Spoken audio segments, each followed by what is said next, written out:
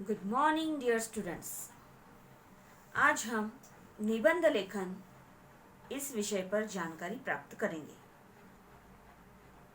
तो सबसे पहले यह सवाल आता है, निबंध यानी क्या। तो सबसे पहले हम निबंध यानी क्या इस बात को समझ लेंगे।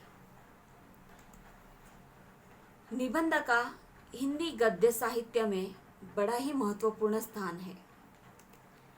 यह गद्य लेखन की एक विशेष विधा है। किसी भी विषय पर कुछ लिखने के लिए निबंध का ही सहारा लिया जाता है।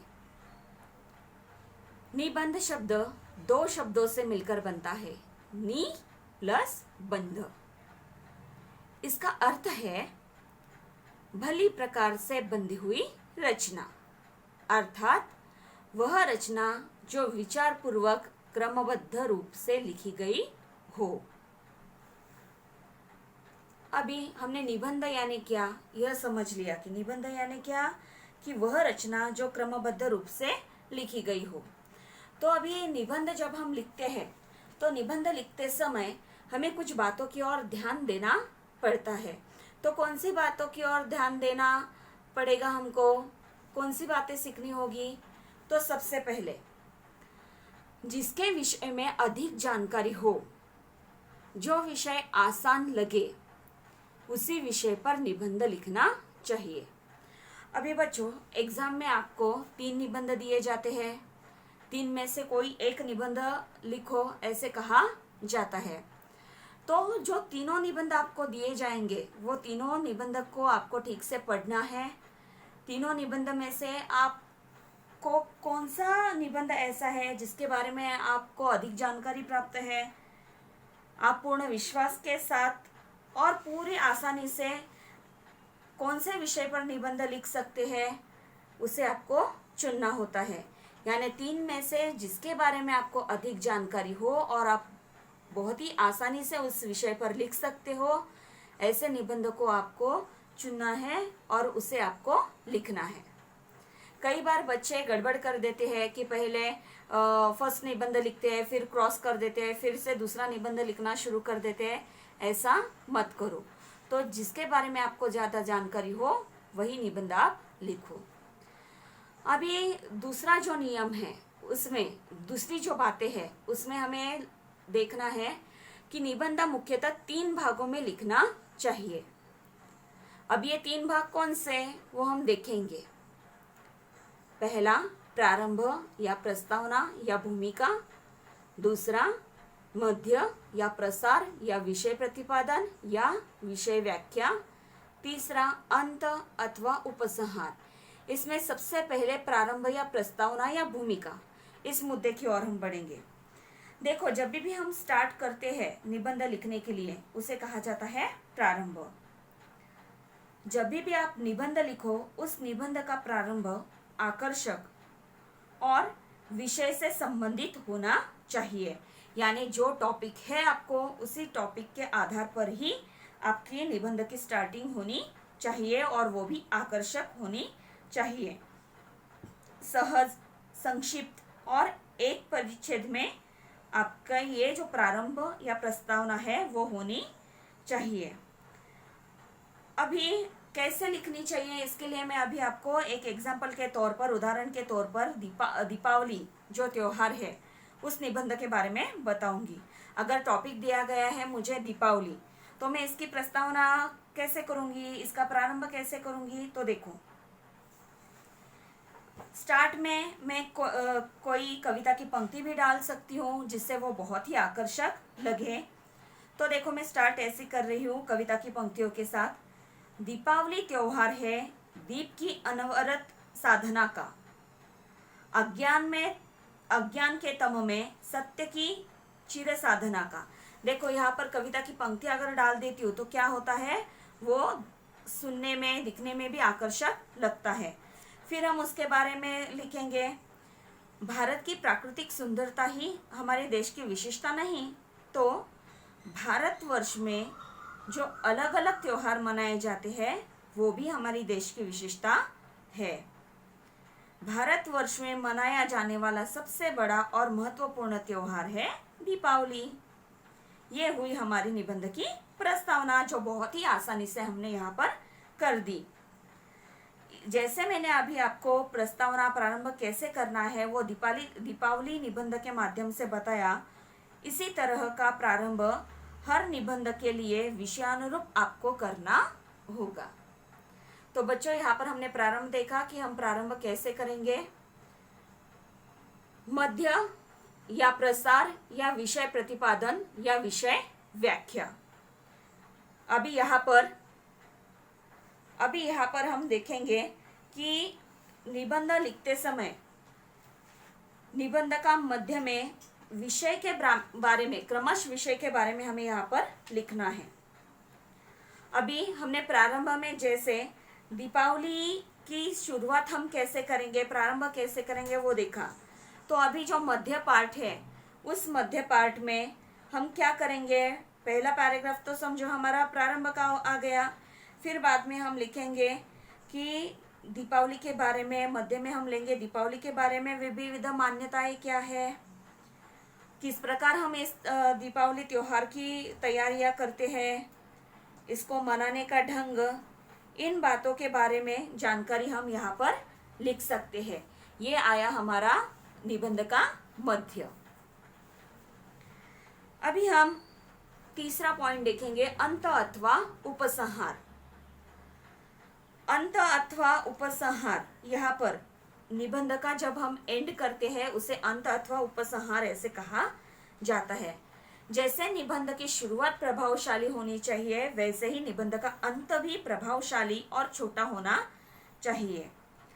अंत में संपूर्ण निबंध का तात्पर्य या वक्तव्य 1-2 वाक्यों में लिखना चाहिए। फॉर एग्जाम्पल, दीपावली प्रकाश का सुंदर पर्व है। यह पर्व हमारे घर, आंगन और अंतःकरण को जगमगाता है। अंधेरे में उजाला फैलाने वाला यह त्योहार हमारी जिंदगी में नवजीवन का संदेश लेकर आता है। इस दीपावली त्योहार में हमें यह संकल्प करना चाहिए कि, अभी फिर से यहाँ पर मैं एंड करने के लिए कविता की पंक्तियां डाल रही हूँ। एक दीप ऐसा भी जलाओ अंधकार भागे, उसकी ज्योतिर्मयी किरणों से मानव का कल्याण जागे। तो बच्चों, हमने अभी यहाँ पर देखा कि निबंध लिखने वक्त हमें कौन से 3 भागों के बारे में सोचना चाहिए, प्रारंभ, मध्य, अंत।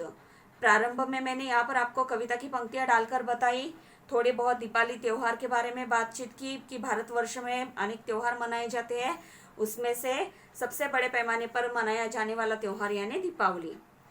मध्य में हमने किस प्रकार दीपावली मनाई जाती है उसको लिया, और अंत में भी हमने किस प्रकार यह उजाले का त्योहार है और कविता की पंक्ति के साथ अंत किया। इस प्रकार हमें 3 भागों में यह निबंध लिखना होता है।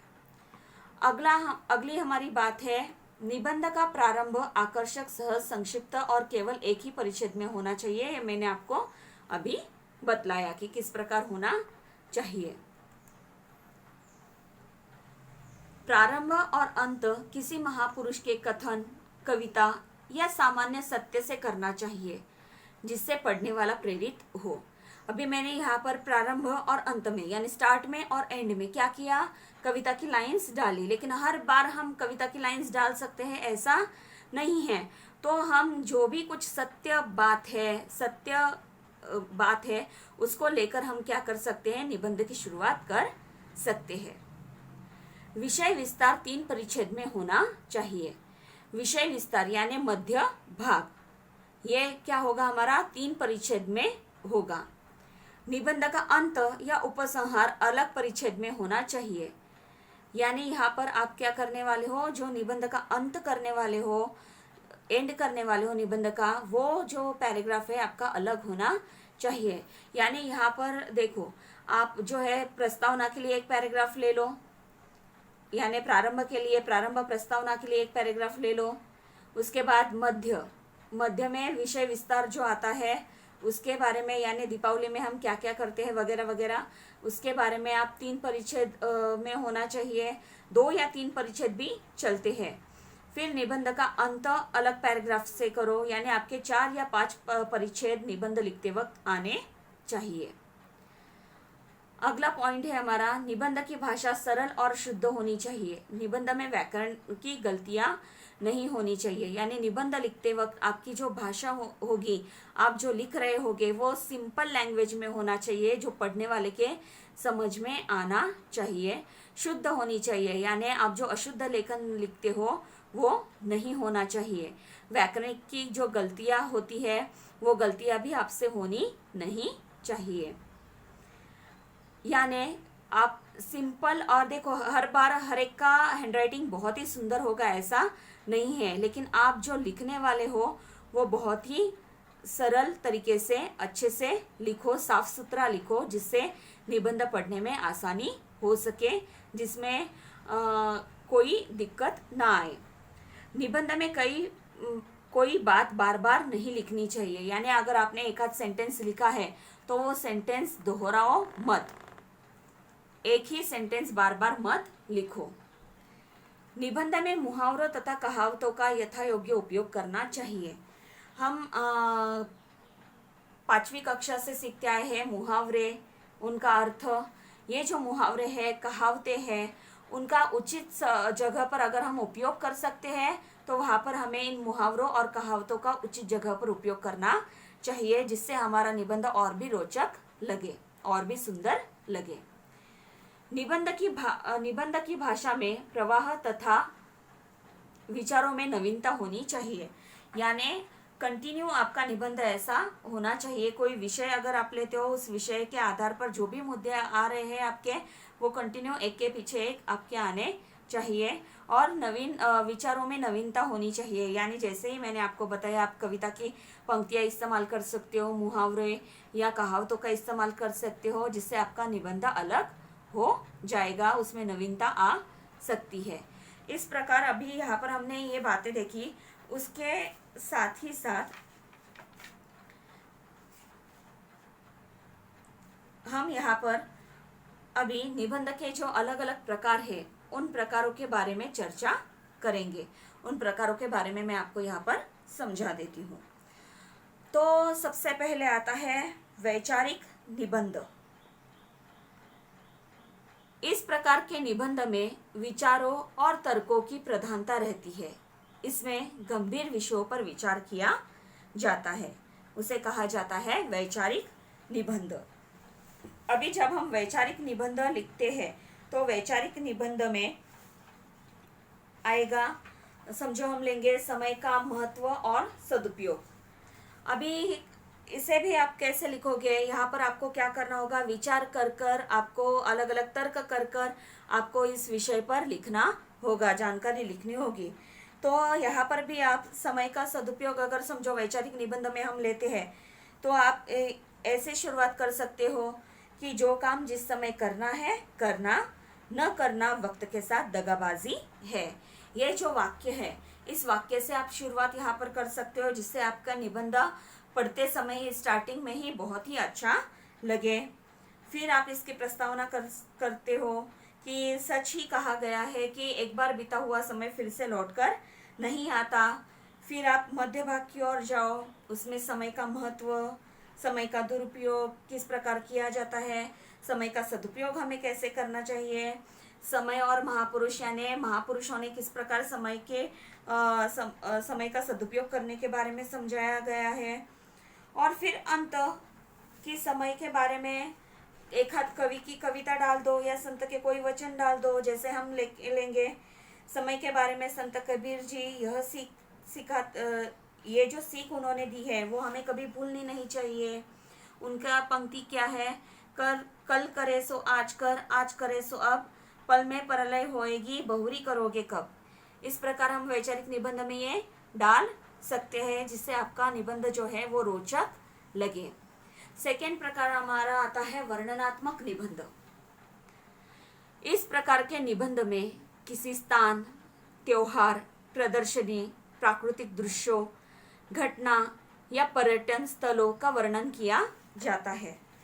जैसे कि अभी हम यहाँ पर लेंगे कि मेले में 1 घंटा समझो यहाँ पर लिया, तो आपको मेले का परिचय, उसका बाहरी दृश्य, मेले के भीतर का दृश्य, वस्तुओं की खरीदारी, मनोरंजन, अन्य दृश्य और निबंध का अंत, इस प्रकार का संपूर्ण वर्णन आपको यहाँ पर करना होता है। तीसरा प्रकार हमारा आता है कल्पना प्रधान निबंध। कल्पना प्रधान निबंध, यहाँ पर इस प्रकार के निबंध में कल्पना के सहारे विचारों के पुल बांधे जाते हैं, यानी आपको कल्पना वहां पर करनी होती है। फॉर एग्जाम्पल, अगर हम लेंगे यदि मेरे पंख होते, अभी हम जो इंसान है सच में हमें पंख लग सकते हैं क्या? नहीं। तो हम ये कल्पना करेंगे कि अगर मुझे पंख होते तो, और इस प्रकार आपको कल्पनात्मक निबंध लिखना है। तो इसमें भी आप क्या कर सकते हो कि शुरुआत रोचक कर सकते हो। जब मैं अनंत आकाश में पक्षियों की उड़ान भरते देखता हूँ तो मेरा दिल भी गगन विहार के लिए मचल पड़ता है। तब मैं सोचती हूँ काश मेरे भी पंख होते। ऐसे रोचक आप ऐसे रोचक आप प्रस्तावना कर सकते हो। फिर इसके बाद क्या आएगा कि जी भर कर आकाश की सैर करना, टिकट, वाहन के झंझट नहीं, मित्रों और रिश्तेदारों से मिलना, प्रकृति के सुंदर दर्शन को देखना। और फिर अंत कि हमें पता है इसमें शक ही नहीं, मेरे पंख कभी नहीं होंगे, परंतु पंख होने की कल्पना करने में कितना आनंद है। यानी यहाँ पर हम सारी बातों की क्या करने वाले हैं? कल्पना करने वाले हैं। उसे कहा जाता है कल्पनात्मक निबंध। नेक्स्ट हम देखेंगे चरित्रात्मक निबंध। इस प्रकार के निबंध में किसी महान व्यक्ति के चरित्र का अंकन किया जाता है, उसके कार्य और बड़प्पन की विशेषताओं का संक्षेप में वर्णन किया जाता है। देखो, चरित्रात्मक निबंध में जैसे ही हम लिखने वाले हैं तो लिखते समय हम जिस पर निबंध लिख रहे हैं उनका जन्म, उन्होंने कहाँ तक शिक्षा प्राप्त की है, उन्होंने क्या कार्य किए हैं, उनके विचारों में से कौन सा विचार आपको बहुत ज़्यादा पसंद है, उनका मृत्यु, और फिर बाद में निबंध का अंत। इन क्रमों से हमें निबंध के विचार व्यक्त करने चाहिए। नेक्स्ट है हमारा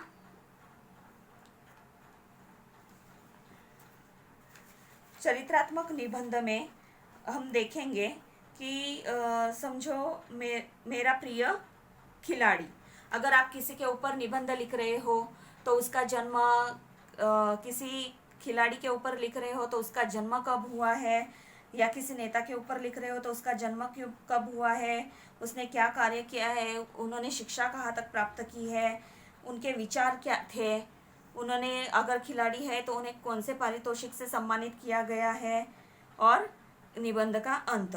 इन बारे में आपको विचार क्रमों से व्यक्त करने होते हैं। नेक्स्ट हम देखेंगे आत्मकथनात्मक निबंध।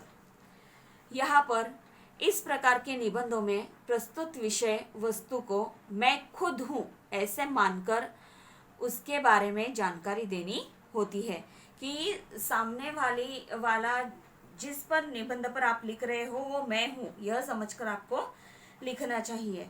फॉर एग्जाम्पल, अगर हम लेंगे कि बाढ़ पीड़ित की आत्मकथा, तो मानो बाढ़ पीड़ित मैं हूँ, इस प्रकार आपको उसे लिखना होगा। इसकी भी शुरुआत हम ऐसे कर सकते हैं कविता के माध्यम से, क्या हार में क्या जीत में, किंचित नहीं भयभीत में, संघर्ष पथ पर जो मिला यह भी सही वह भी सही। हाँ, मैं एक बाढ़ पीड़ित बोल रहा हूँ। इस प्रकार आप इसकी शुरुआत करेंगे। उसमें आप मैं खुद हूँ इसे ज़्यादा महत्व देंगे। इसमें आप शुरुआत इस प्रकार की कि मैं एक बाढ़ पीड़ित बोल रहा हूँ, खुशहाल गाँव था, एक दिन नदियों की वो राक्षसी लहरें उठी और जो जल हमें जीवन देता था वही एक दिन गाँव का जीवन छीन लेने लगा। इस प्रकार आप शुरुआत कर सकते हो। किस प्रकार गांव का सुखमय जीवन था, बाढ़ से उलट-पुलट हुआ, दर की ठोकरें खानी पड़ी, अंतिम अभिलाषा, इन सारे मुद्दों के बारे में आप इस आत्मकथनात्मक निबंध में लिख सकते हो। तो यहाँ पर बच्चों मैंने आपको निबंध के आपके जो 5 प्रकार हैं उन 5 प्रकारों के बारे में जानकारी दी है, और हर एक प्रकार में हर एक निबंध मैंने यहाँ पर आपको समझाया है कि आपको किस प्रकार यहाँ पर उसे लिखना होता है। तो अभी हम आगे देखेंगे कि जैसे मैंने आपको ये सब समझाया है, तो मैं यहाँ पर कक्षा 9वीं और कक्षा 10वीं के लिए निबंध के कुछ विषय जो है वो आपको देने वाली हूँ। तो आपके पास जो 100 पेज का नोटबुक होगा उसमें आपको ये निबंध लिखने हैं। एक बार बताना चाहती हूँ कि आज या एक हफ्ते में आपको ये निबंध नहीं लिखने हैं। तो आपको ये निबंध अगस्त के फर्स्ट वीक तक कंप्लीट करने हैं। अभी मैं आपको सबसे पहले कक्षा 9वीं के जो निबंध है उनके बारे में बताती हूँ। कक्षा 9th स्टैंडर्ड के जो बच्चे हैं उन्होंने ये विषय लिख लीजिए। सबसे पहला विषय है मेरी अविस्मरणीय यात्रा। बाद में विज्ञान प्रदर्शन का वर्णन। थर्ड, सेल्फी सही या गलत। फोर्थ, विज्ञान के चमत्कार। पांचवा निबंध है एक घायल सैनिक की आत्मकथा। बाद में एक किले की आत्मकथा। यदि कक्षा में शिक्षक न जाते। 8वां निबंध है अगर मैं शिक्षा मंत्री होता।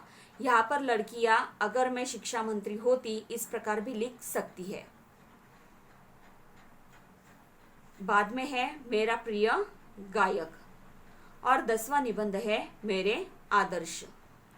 कक्षा 9वीं के लिए मैंने ये 10 टॉपिक दिए हैं और ये 10 टॉपिक आपको 100 पेजेस आपका जो रजिस्टर होगा उस रजिस्टर निबंध बुक में आपको यह लिखने हैं। अगस्त के फर्स्ट वीक तक आप इसे कंप्लीट कीजिए। मैंने आपको ये जो प्रकार दिए हैं, प्रकार समझाए हैं, उसके आधार पर ही आपके ये निबंध है। तो नेक्स्ट हम देखेंगे कक्षा 10वीं के लिए हमने कौन से निबंध दिए हैं। कक्षा 10वीं के लिए विज्ञान शाप या वरदान। सेकेंड, विश्व बंधुता वर्तमान युग की मांग। तीसरा है ऐतिहासिक स्थल की सैर। चौथा, नदी के किनारे 2 घंटे। 5वां, मेरे प्रिय हिंदी लेखक। 6वां, मेरा प्रिय खिलाड़ी। 7वां, यदि मोबाइल न होता तो। 8वां, यदि कक्षा में शिक्षक न जाते। 9वां, सह्याद्री की आत्मकथा। 10वां, एक समाज सेवक की आत्मकथा। 11वां, कोरोना एक वैश्विक महामारी। और 12वां, लॉकडाउन में मेरा अनुभव। तो यहाँ पर देखिए जो अभी कंडीशन चल रही है उस परिस्थिति के आधार पर आपको ये लास्ट 2 टॉपिक निबंध के दिए गए हैं।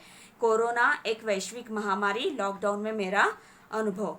इसमें आपको आपके अनुभव क्या है, लॉकडाउन में आपको क्या अनुभव आया है, किस प्रकार ये वैश्विक महामारी है, इसके बारे में आपको यहाँ पर लिखना है।